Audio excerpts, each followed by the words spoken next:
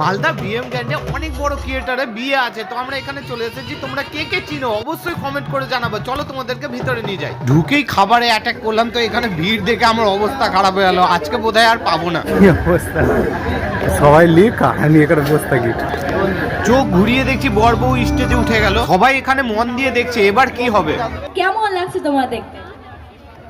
খুব ভালো লাগছে, খুব এক্সাইটেড ছিলাম।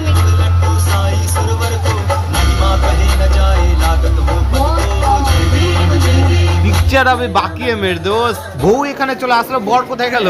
তো আমরা চলে এসেছি ভিতরে। বর এখানে আকুল বাকুল হয়ে গেছে।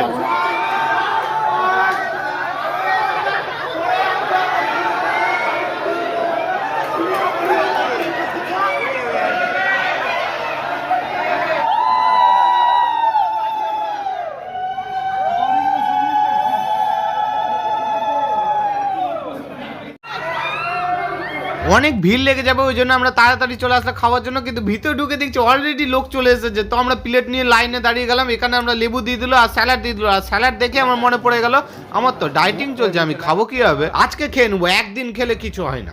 এটা ঠিক কিনা?